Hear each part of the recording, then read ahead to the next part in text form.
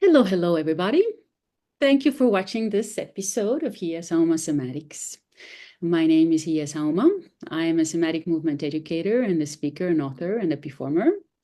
And today's episode is very special because we are going to talk about fluidity, developmental movement, animal movement, and somatics and what it feels like to feel fluid and well in the body. And the special guest today is Corinne Ott, who is a certified dance movement therapist and teaches in higher education dance therapy courses in New York and also in Paris, France. And Corinne, welcome. Thank you so much for coming.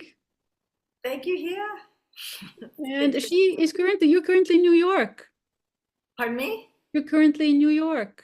I'm currently in New York City, yes. Yes, and I'm in Paris, so this is an international encounter also. Corinne, let me ask you this question. How did dance therapy find you? Is there a story behind this encounter? And what is dance therapy for you? Maybe there are some viewers here who don't really know what dance therapy means exactly. Okay, I'll start with what dance therapy is, because I do believe that not many people know what it is. But dance therapy is simply using the healing power of dance, and even in a larger sense, all movement, to align and know the body and the psyche and the soul, to align those.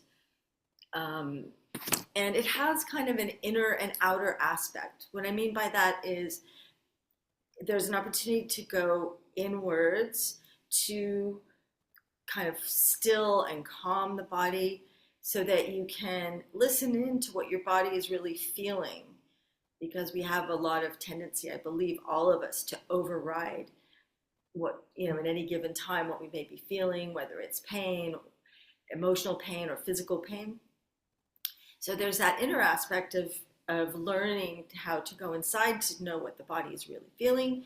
And then the outer aspect, which is more about expressing, um, ex- expressing not only through words, but through the whole body. Um, and, often our bodies know what's going on and how to fix it before it's even gone, before the brain and the mental processes have even know what's going on. So there's a lot of wisdom and intelligence in our bodies that I feel is somewhat untapped and can really help us. Um, so dance therapy, well, maybe I won't go there yet, but maybe I'll go into how dance therapy found me.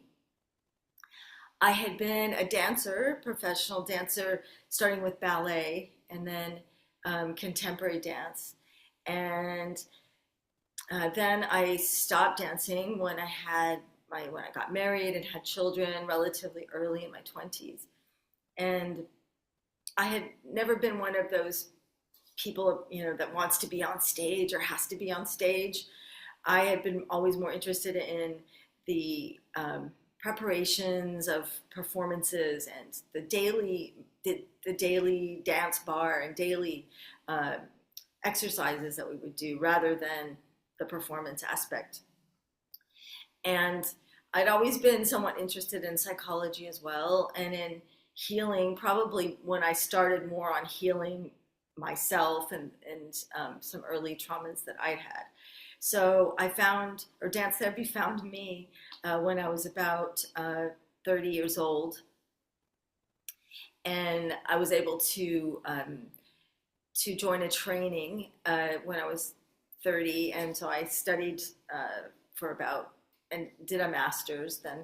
I did a first training and then a master's in dance therapy, and I immediately knew that when I encountered it, that this was what I should be doing, or that this was for me, or I was for it, because of this blending of movement and dance, which I really loved, and which had always been my love in life, and and this trying to do something good with it, trying to help others with it rather than me performing, right? That this idea of and and going deeper in understanding, in psychological understanding, and all kinds of understanding. Yes, it's such a rich field. Now, Corinne, tell us more about this. So, when we think about therapy, usually it's like, okay, I must have some kind of an issue or a problem, a reason for me to go to take therapy sessions. So, for me to come to dance therapy, does there have to be some kind of an issue that I work through, for example? Or maybe it's even, I don't know, a physical issue that I work through. So that's the first question. Does there have to be something that is wrong for me to come to dance therapy? And then the second question, I'll just lay this on you also right away, is when you look at your colleagues and then your students and the people that you prepare for dance therapy as professionals, what do you see are some really are some ways in which dance therapy really helps them? Like, with what kinds of issues uh, is it good to turn to dance therapy? Okay, good question. So, no, there does not have to be something majorly wrong with you to go to dance therapy. But dance therapy is a practice that has been aligned with um, psychiatry, so with psychological issues, with trauma.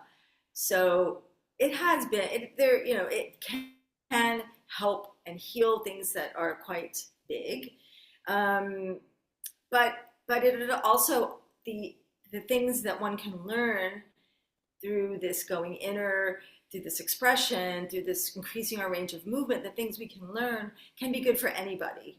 And I'll Yes. just give you some examples of how different populations that Mm. dance therapists work with to give you an idea. So um, many dance therapists work with children. I worked with children for 20 years. I was working with children, mostly children with developmental delays. And what's great about dance therapy and often stumps other therapists is that we can work with children who do not yet speak, who are pre-verbal, say from infants, from very small infants, um, 2 to 4 years old, because we're working in the physical realm and words aren't necessary. Mhm. Um, so that's one great aspect. So working with children, so we can work with children all the way up through the teenage years, and one of the aspects which I think we were going to talk about later is developmental movement. So as we know from when we're first born through infancy, early childhood, we have certain movement patterns that we develop through, and those are intricately linked to our cognitive development. And so a lot of the work in dance therapy with children is helping children that may have different developmental patterns or not following the kind of patterns, milestones that many other children reach, and they're considered developmentally delayed for some reason, and working with these children to further along their development. So that's working with children. Then with adult populations, there's, as I mentioned, it came from the world of psychology and psychiatry, dance therapy, but there's a lot of work being done with people with addictions or people with, I made some notes here, with eating disorders or with trauma. And I just want to take a little side road on trauma, because the idea being that trauma happens to the body. Um, and so therefore the body is the way to heal the trauma. That's the main idea in working with dance therapy for people who've suffered traumatic events to their body, because this is something really almost, it's so self-evident that we don't ever think about it, but our bodies are the only vehicle, the only thing with which we have to go through life. We're going through life through our bodies. And so it's something that it's so self-evident that we don't even think about that and think about how important it may be, the way we treat our bodies, the way we think about them, the way we connect to them, in order to heal traumas, whatever may have come our way. And then we can work, many dance therapists work with the elderly population. Mm-hmm. So thinking about keeping them moving, keeping them mobile. Mm-hmm. There's been many studies done about with people with Alzheimer's and dementia and how movement can help revive memories or help the brain function a little bit better. And the main thing of all this being that dance is inherently joyful, and so that we're bringing joy simply bringing joy to ourselves and our bodies through dance and expression. Mm-hmm. I love, Corinne, how you earlier talked about this dual aspect of dance therapy, learning how to go inside and then expressing through the whole body, and how that really is something that we all need at all stages of our life, I think.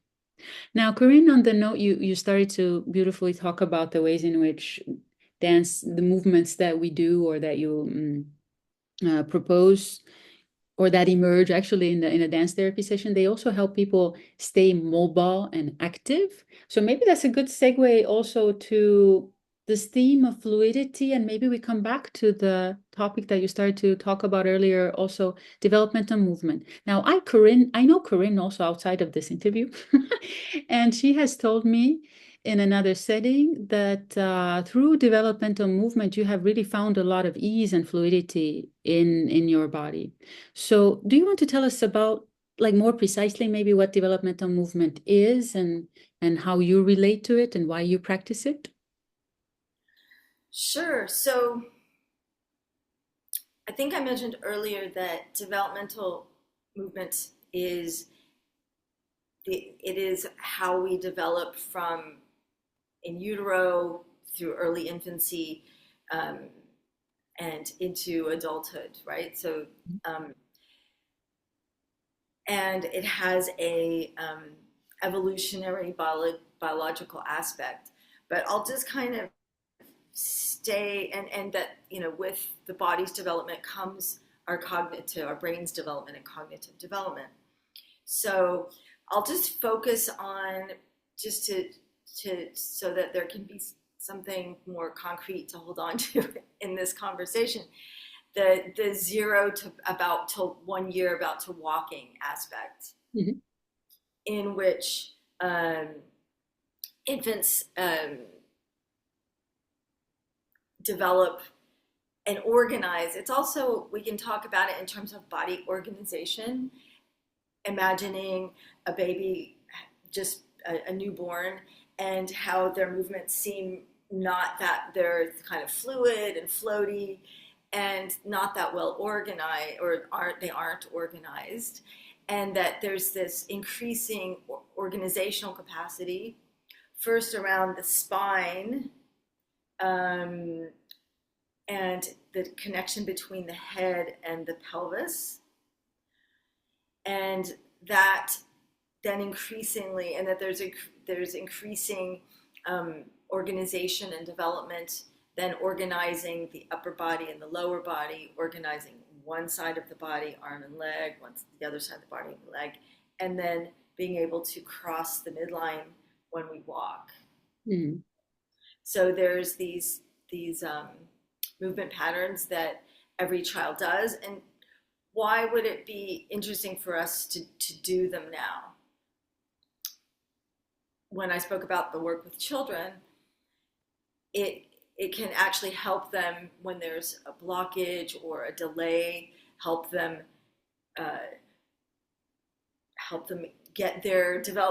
continue their development in the best way possible. And then for adults, it can help us when we have any kind of difficulty walking or any kind of impairment somewhere, that something that hurts, right? Just help us. It's sort of like going back to the basic building blocks, going back to where we all pass through this, right? In 0 to 12, it's 0 to 12 months, to go back and rework a few things and then be fine again, right? That's the idea of going back to repattern in a way, repattern, remember, repattern. Do you want to show us some of these movements? Sure, I'll just show kind of the what I just talked about, the babies. I'll just show that, Yes, the babies 0 to 12. How's that? Yeah? Okay. that's great. I'll And just adjust then, the camera and then yeah, and then we can talk some more. So that breaks things up. All right. So as I mentioned, we can have a baby in the crib on their backs, and we can see some very fluid movements because they were 9 months in the womb. So it's fluid movements and the ability to organize around the spine, and eventually, perhaps, one of the first milestones is turning over, when a baby's able to turn over. So being able to turn over. And then another milestone is being able to lift the head. So the head is an extension of the spine, and look around in the space, look around themselves, what's happening in this world, and to be able to push against the floor, to be able to push up, and eventually come up here onto all fours. And when on all fours, there's some more pushing that can happen. So pushing from the back end of the body to the front, or pushing front to back. And this is kind of a movement you might see babies doing when they're preparing to crawl. I'll just go back down onto my abdomen and show another pattern. Being this ability to reach out with one side of the body, to pushing, we have reaching, and to coordinate one side of the body and then the other side. So coming back up here.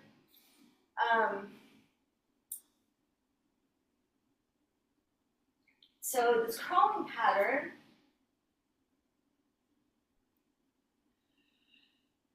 I'll reverse crawl. This crawling pattern is where we begin to cross the midline of the body. We have the body working in opposition, two sides working in opposition. Eventually, maybe we'll be able to, like using some piece of furniture, stand up and just show two more things. So, you can't see my head. There we go. Okay. So when babies first stand up and they take their first steps, you may notice that they may kind of walk like this, right? So in this instance, they're using this capacity to mobilize one side and then the other side independently of one another. Draw a line down the center of the body, one side and then the other. And then progress into the next stage, contralateral, of walking, in which it's sort of our adult walk, in which we have this opposition happening here. So that's just the very basic four patterns that we all have developed through, and that for those of you that have children or babies, you might notice these patterns. And pediatricians speak about these as developmental milestones, and but they may not speak of them in terms of developmental patterns and how each one is important in layers, one into the next, and then we need to acquire one before we can get the next Oh, I love this. Thank you so much for this demonstration. one. I Corinne, don't know if that was clear. no, it was clear. Now, Corinne, do you practice these movements yourself all the Yes, time? not necessarily that every single day, but yes, I do practice. I do practice. What would I call it? I would call it. Um, I would call them animal movements. Is what I would say that I practice. Oh, that But is very exciting. We want to learn more about these animal movements, but maybe you want to keep that until the end, or do you want to show us some animal movements now or yeah, later? let's do that at the end. We can just. Okay, good. So everybody, you need to keep watching so that you can see the animal movements also, because in our imagination, it's already like, what is it? Okay. So, well, since you want to keep this a little secret now, a secret, yes. Let me ask you this. So, tell us about the importance of fluidity, because I think one reason why we should, or why I love doing movements on the ground, there's several reasons. One of them also is that, I have forgotten how I went through these developmental stages earlier. So there's a lot of just like rediscovery of movements. Like, wow, I can do these movements. How cool. And somehow it also revitalizes my brain, and it's nice to feel how the ground touches the body, and I can let go. And it's like different movements emerge on the ground. But I think another reason why developmental movement or movement on the ground, which, by the way, they're not the same thing necessarily. Developmental movement is a very clear sequence of going from one stage to another to another. But a more general term, which is not so specific, developmental movement, I think one benefit is also that we develop this kind of fluid body. So what is your practice for fluid body, or why do you think being fluid is important? Why should we aim to be, why should we want to be fluid? Because maybe for some listeners also and maybe for you also, there's a difference between flexibility and fluidity. And for you, I feel the more important word is the more resonant word, not necessarily important, but a more resonant word is fluid. Any Yes. thoughts that emerge on this note? Oh yeah, everything. Okay. um, let's see. So our bodies, we always read this, right? That our bodies are 60% water or 65 or 70%. We are always reading this. But we know that somewhere between 60 to 70% or more of our bodies is fluids. And if you think about, and it's interesting, I was just researching a little bit. They say there's 26 different kinds of body fluids. Say if you think of cerebral spinal fluid for the brain, and spinal cord, if you think of the lymph system, which is a fluid system, if you think of the blood, if you think of the synovial fluid for the joints, et cetera, et cetera, et cetera. There's all these different types of fluids that are keeping our bodies going. Mm. The very short answer is, and this is very specific to my stage of life, is that the best, I feel like having a fluid body, or a body that is aware of its fluids and able to say soft and supple and fluid, is the best anti-aging. That's my really short answer. It's the best anti-aging, not only for how our bodies may look, which is something we're always concerned about, of course, but it's how our bodies feel, right? So in the classes I teach a class called Keep Moving, which is a daily maintenance class. It's anyway, And often my students will say, oh, I feel like the Tin Man from the Wizard of Oz. I need oil, or I feel really stiff, or I feel, right? Um, so it is possible to, by working the fluids of the body, that to emphasize them, that we can eliminate a lot of stiffness, a lot of um, just feeling stuck, stiff, little pains here and there. Um, so it's good to remember too that we are made up of cells, and those cells, every cell of the body is a fluid entity with a porous membrane, and that we developed in a fluid environment in the in our mother's wombs, and we are fluid. Right? So what else do I want to say about fluidity? There's so much to say. Okay, so um, a lot of the times the way we use our bodies today, I came from a ballet background, and many of you may know ballet training. It's very rigorous. It's very we're taught to really push ourselves and also to override pain, say the pain of going on point shoes. Um, and so for the aesthetic of ballet, we're taught to train our muscles very hard, and to override a lot of pain. And a lot of the way that I observe that people use their bodies today in terms of fitness is that we really push ourselves. We want to get a six pack, or we want to run a marathon. We want to, we really push ourselves. We want to bike. And so this way of looking at the fluid body is a little bit the opposite of that. And I had this experience about 5 years ago where I saw a video of myself doing some movement, and I just was ew, because I saw myself as very trying too hard, pushing too much, very disjointed, and I wanted to work on my fluidity. That first impulse was one of an aesthetic. It was because I wanted a different aesthetic. I didn't want to be like um, disjointed. I wanted a different aesthetic. Yes. Um, so one of the, I'd say,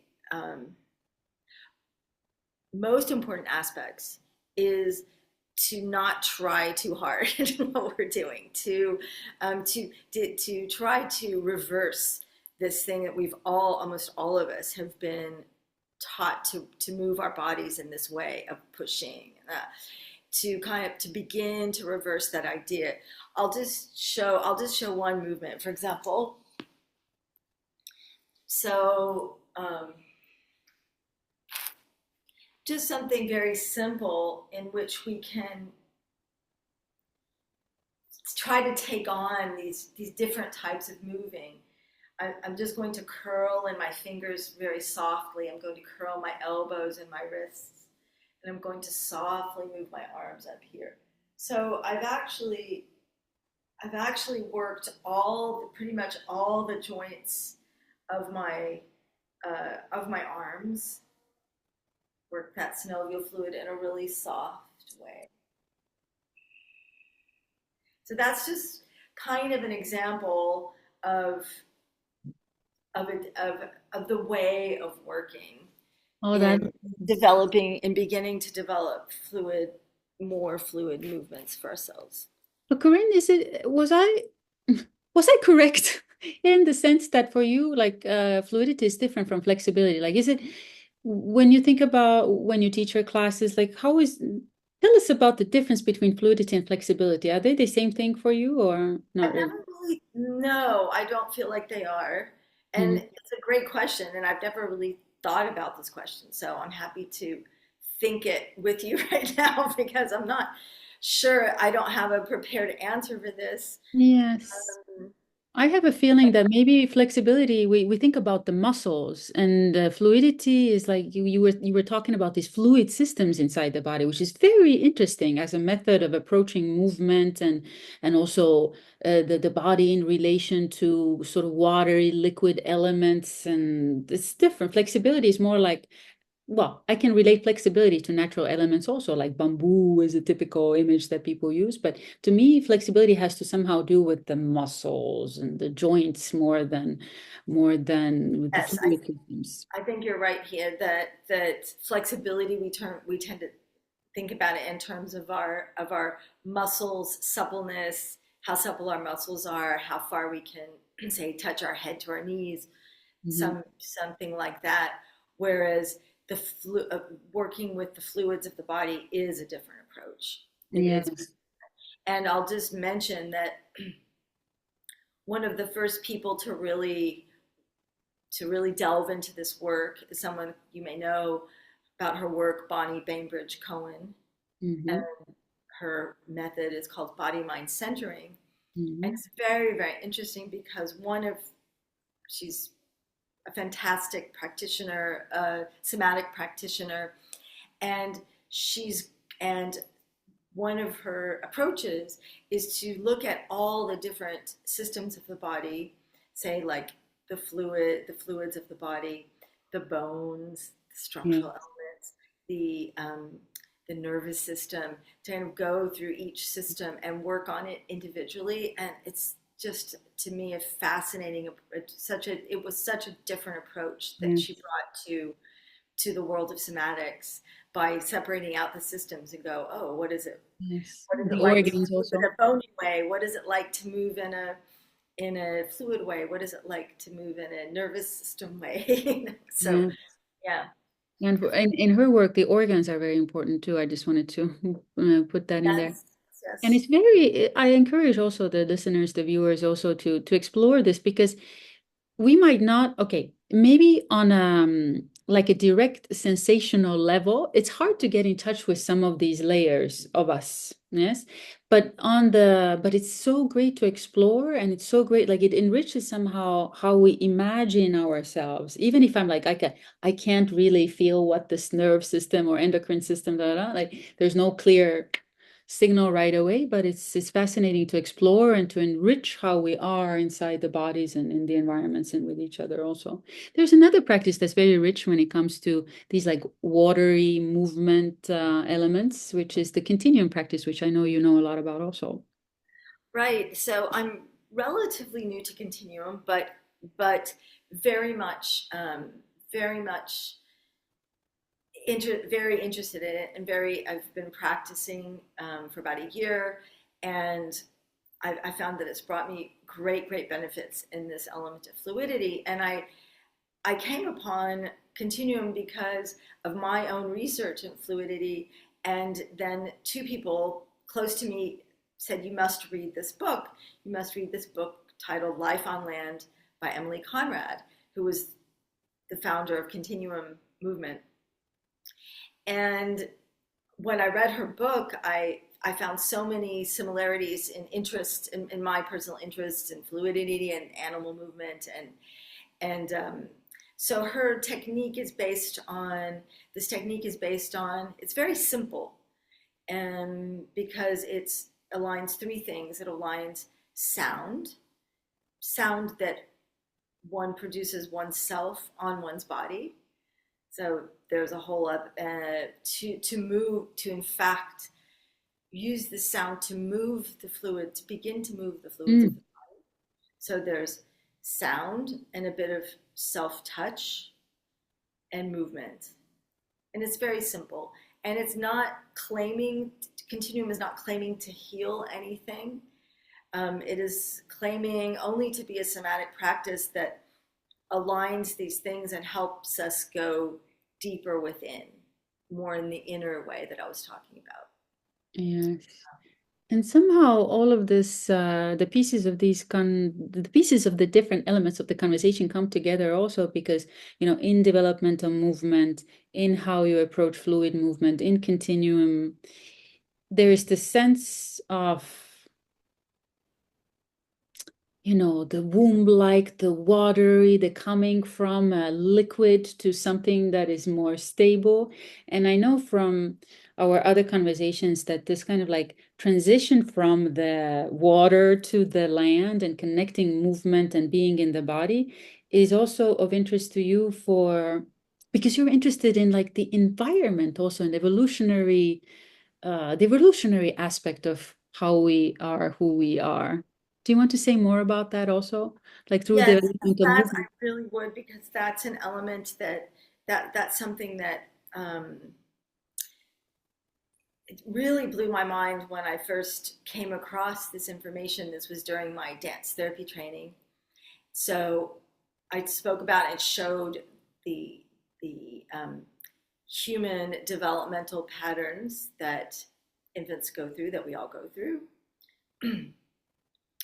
But these are parallel processes. It's called phylogeny, phylogenic, philo, phylogeny is, sorry, I am, right. It's really the study of the evolutionary biological processes.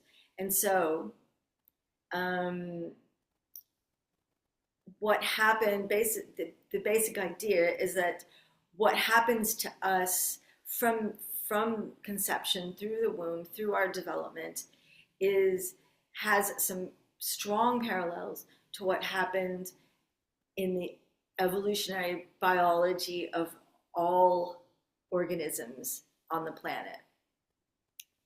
So if you think about it, the first single cell creature was about 350 million years ago, single cell ability to have this porous exchange with the outer world. 50 million years later, 300 were the first multicellular creatures. And then from there, there were many pre-vertebral, so life began in the ocean, right? That's what I should have said that first, but life began in the ocean. So then we had multicellular creatures that are non-vertebrates. If you think of the starfish, for example, it doesn't have a vertebra, but it does have limbs and a center and limbs. And then we get to fish, which are the first creatures with spines, right, like us.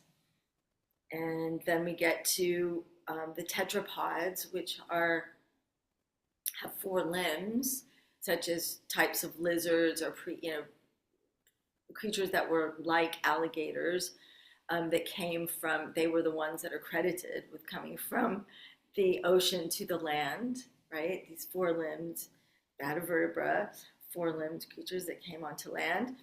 And then from there, we see mammalian development, and most mammals are on all fours, like our little children that are crawling. Most mammals are on all fours and working this way. And it's just humans that kind of went up to 2 feet. So when I learned that, I was like, wow, this is just this. I don't know. This became a real point of fascination for me, and of exploring not only the human developmental patterns, but some of the pre-vertebral patterns, which we could imagine perhaps that we still may have some cellular knowledge of somewhere in there, some cellular knowledge of what it felt like to be a starfish, or to be a sponge, or to be a to be a barnacle, perhaps, right? So I I just I really love these types of explorations. Corinne, I I think I know where this is going. This is going to the animal creature movement now. Are we ready to actually see some of these creatures or other animals in movement? Sure, sure. Is this the right timing? Yeah. I just don't want to gloss over what the benefits Okay. are of this. So I want to make sure that the benefits of doing this are clear. So I would say the main benefits are it gives us access to a wide range of movements. And I know you have interest in working on the ground. And so if we think about our human movement of today, unless we're getting on the ground with children, or most of us are not getting onto the ground or getting in these lower levels, but Mm, we're by not doing so, by staying and sitting in chairs, mm. um, driving cars, just walking upright, we've lost some of the contact and range of movement possibilities that are accessible from the ground, from the earth. So Okay, Corinne, yeah. let me interrupt you for a second. So when you talk about the benefits, you're talking about the benefits of you're talking about the benefits of developmental movement or fluid movement or creature movement or Yes, I'm talking about the all of benefits them. of all of that. Okay. Yeah. So So it gives us access to a wider palette. Let's say if we're thinking about an artist with paints and colors, and we only do lying, sitting, standing, walking as humans, we have a very limited palette of movement, whereas there's so much more available. So it's to give us a big wider palette of all the beautiful movement possibilities, human movement possibilities that we have. So that's one. It's this fluidity for that can really contribute to anti-aging, better aging of our joints, just really feeling better in our bodies. And um, and then this connection about strengthening our connection to our physical earth home, and because I feel like living in cities and all the technological developments that we've gone through in the last 20 so years have um, decreased our capacity to connect with the earth itself and with other creatures that we share the earth with. So those to me are the benefits of this stuff. It's very fun, but there's also there's also concrete mhm, benefits. exactly. So this is also to encourage the viewers, the listeners to try these movements also. On your own. But Corinne, do I need to go to classes to do this movement, or can I do these movements at home by myself? Do I need a special kind of surface? Do I need music? What are the practical? Does it come with some practical things I need to do before I I can would jump into say, movement? well, I don't know if you've seen this here, but there's a whole kind of there's a whole movement about animal movement. There's Hmm. people that do classes and something they call animal movement. There's quite a bit you can see online, um, and so that it's kind of a whole new, yeah, it's a whole kind of, let's call it a new exercise field that is had some popularity recently. So, so sorry, I lost my train of thought. What was, I said, well, do I need like a particular, for oh, example, right. surface? So And do I there's, need so music? Do I need I, you don't need music. I would just say that you need to perhaps, to look at some of the stuff and maybe be inspired by some of the things that we're seeing. But it's definitely something that little things that you can do at home in the morning. Yes. And I'm so glad that you started to talk about the benefits, because one question that I was saving for later, but I can tell you what my question was actually was, think about somebody who is listening and says, "Wow, fluid body, I want the fluid body. So how do I get the fluid body and these anti-aging effects?" And you're basically telling this person who asks this question, you develop the fluid body by doing movements like this, by having a practice of uh, either developmental movement, animalistic movement, continuum, like have a method where you practice this Right, type of movement. right, right. And it doesn't have to be anything long, right? I remember in another setting you said that before you actually come onto your feet in the morning, you do movements like this in your bed. Exactly. Yeah. There's a little sequence that I do that helps wake up the fluid body. I can show that again if you think it's interesting. Yes, we want to see that. We want to see whatever you want to show us, because maybe that's, I think with a lot of people, like we tend to think, oh, but I must have this and I must have this. And I think sometimes it's just important to see the simplicity or you might only need 2 or 3 minutes in the morning or 5 minutes. It doesn't have to be an hour-long practice, but it has a really big benefit if you do it regularly. And the body responds to these small bits of movement and touch and care. I think the key word that you said there here is regularly, because I learned this even though I've been dancing since being a small child. I really learned this during the COVID time when I taught my class every single day, and the benefits were just incredible versus doing something once a week. So I think regularity is really a key is really key to finding and maintaining a fluid body. Yes, and then I would also add that you can have that kind of practice, like choose, experiment, explore, and then choose what works for you. Or maybe it's a practice that also adapts to your schedule. Maybe some people like doing it in the morning. Maybe some people feel like, oh, at noon I want to do this, or in the evening before I go to sleep. It doesn't have to always or for everybody follow in the same way,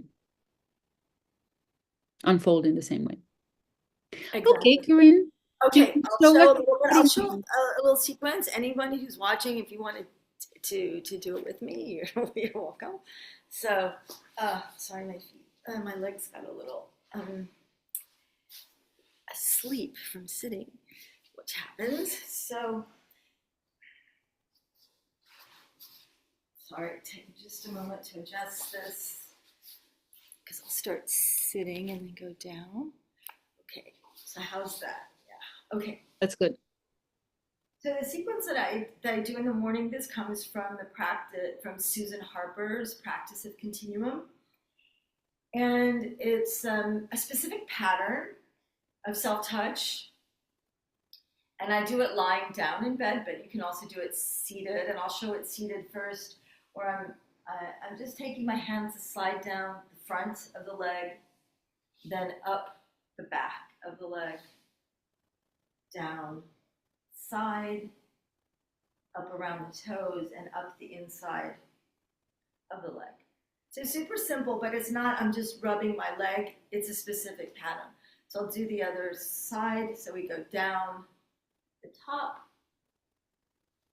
up back of the leg, down the side, and up the inside. So with self-touch, we're getting this bi-directional, right? There's the touch and what we're feeling beneath our hands, and then the, the, the skin is receiving. So we're really waking up the subtle, I believe, the subtle lymph fluids of the body by doing that. So then I continue on, and I'm imagining my pelvis like an actual bowl, and I'm just rocking a little bit here, imagining this bowl filled with fluid and just rocking it a little bit side to side, and how that's happening. Then I come up the center of the body, down the sides a few times, then down.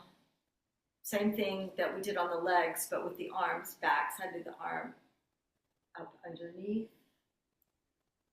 down the outside, around up the inside, crossing over the other side, up underneath, side, around the edge. And then I feel the volume of my neck, do some gentle smoothing on my face. You can also use a little brush on your face, that's good too. And I end up with like a shampoo, but every morning I feel like this really wakes up my brain, so I do that.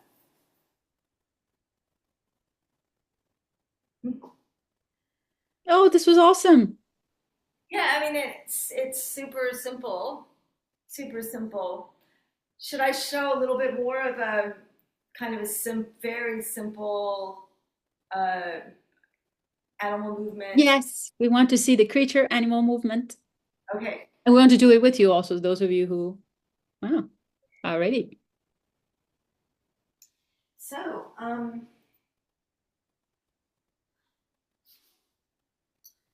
just start lying down, and it's always a good idea to start really from the basics with the breath. So, taking a breath in and letting it out.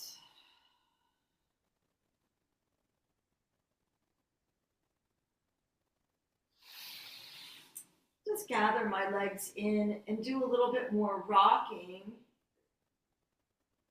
side to side, connecting my back to the floor, upper back, middle back, lower back, massaging the sacrum.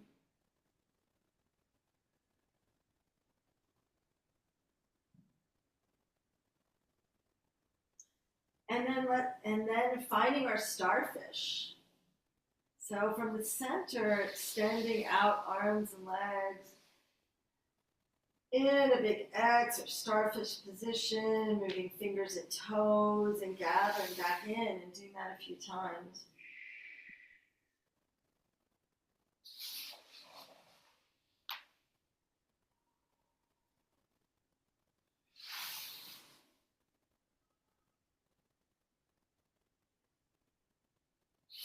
And then rolling over. And I'll just switch my position so that I'm over here, just facing this way. Mm-hmm. And you can give yourself an abdominal. We rocked side to side on the back. We can rock side to side on the abdomen. And then you wouldn't have to do these, but I just think they're really fun. I'll just scoot back so that I can move forward. These lizard movements can be quite fun. So I'm bending one side of the body, extending the other, and then, yeah, so we're getting into our creatures, and then I'm going to push up onto all fours,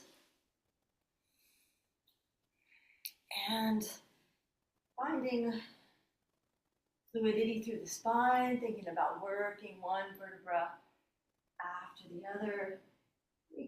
This is a yoga posture as well, Marjariasana, the cat-cow. And just working through our fluid spines.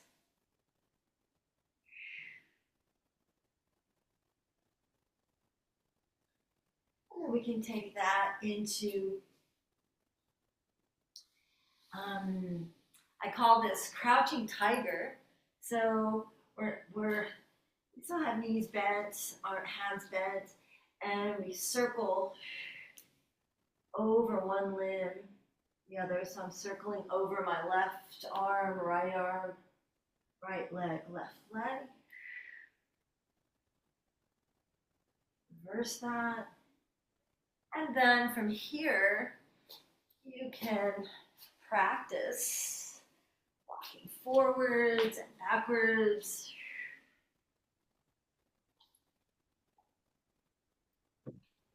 Staying close to the ground. And then I like this one. We can take it a little bit to the side.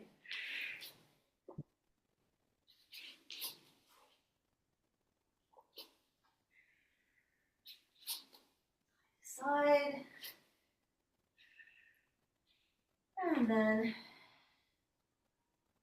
stabilizing on our feet. And I really like this. I really like coming up like this,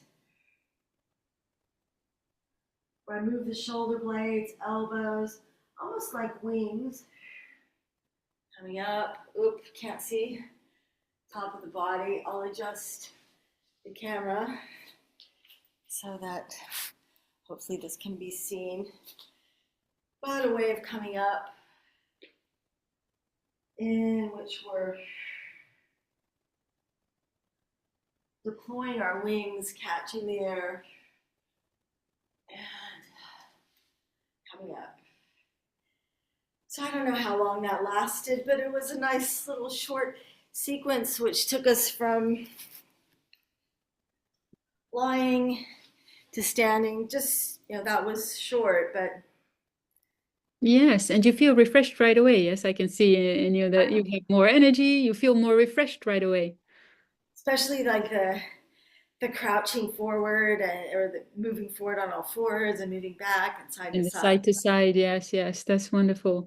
Corinne, thank you so much for all of these insights and the demonstrations. Is there anything else that you want to add that I didn't ask you? I can't think of anything here. I hope we hit all the important points that you wanted Yes. to discuss. One very important point we haven't mentioned though. So how can people find you? Do you, for example, you mentioned your classes. Are these online classes, in-person classes? What do you They're online prefer? classes. It's called Keep Moving, aptly called Keep Moving, and it's you can find me through my website, which is corinnedancetherapy.com, or simply sending an email, and perhaps will you put that up? Yeah, just sending me an email. The classes are Monday, Wednesday, Friday mornings, That's European time, Central European time. yes. So get in touch with Corinne, ask her about the workshops and the classes and private sessions and anything else. And don't forget to subscribe and to like this video also and leave us some comments too. It's always interesting for us to read the comments that you have, or maybe you have some other questions or and then we'll see you in another episode and be inspired and stay in movement, you all. See you Thank you another for time.